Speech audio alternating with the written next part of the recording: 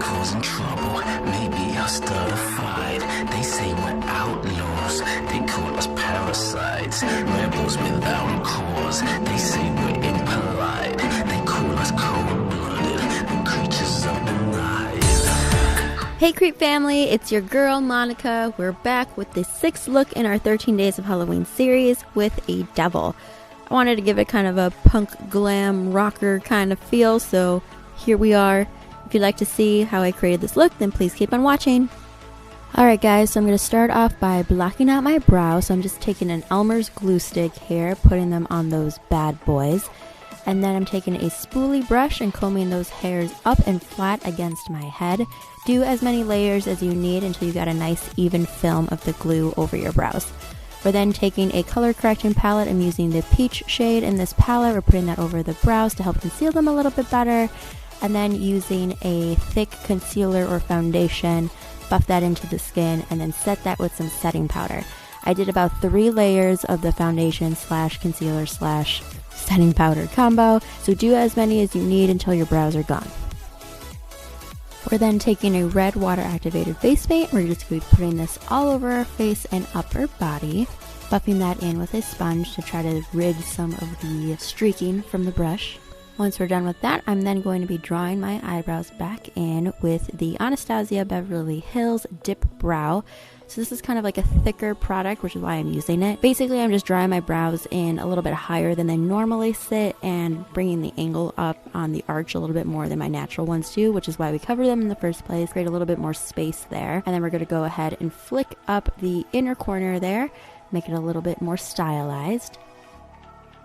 We're then going in and prepping our eyelids for some eyeshadow. I'm going in with a red eyeshadow here and kind of putting this above my crease to help with blending. And then I just kind of start putting it all over my face a little bit to minimize some shine. We're then going in with a black eyeshadow and we're putting this mostly just in the outer V and in our crease, really kind of creating this blocking effect there and dragging that outer corner almost nearly to our hairline. Just really pack that black on there. I'm also going down a little bit in that inner corner, kind of following from the crease down to the bridge of my nose and kind of creating a fun little shape there. Then going down on my lower lash line here, I'm just drawing a black line to kind of connect that outer wing and then bringing that down towards my nose as well. We're then going to be doing a cut crease, so I'm just going in and using a concealer to clean up that first half of the lid. And then placing a silver eyeshadow over that to create some more contrast against the black. We're then going back in with that black shadow and cleaning up that line a little bit. And then using either a white eyeliner or white water activated face paint like I am here, I am just using this above that lower line we created to kind of open that up a little bit. Then go ahead and take some black eyeshadow and use this to contour. So I'm going ahead and contouring my cheekbones and my nose, blending that all in. And then we're also making sure to contour our upper body as well. So doing the throat and collarbones and anything else you want. And then my camera decided it wanted to cut out on me, so it didn't record the highlighting portion of this tutorial. So I just went in with a pink highlighter, specifically the one from the Anastasia Beverly Hills Moonchild Glow Kit. And then just using this on all high points to bring that forward and create more dimension. We're then prepping our lashes with some mascara, and then I'm grabbing that white water activated face paint, putting that on a spoolie and coating my lower lashes in this just to make them stand out a bit more. Then go ahead and take your favorite lashes, pop those on your upper lash line.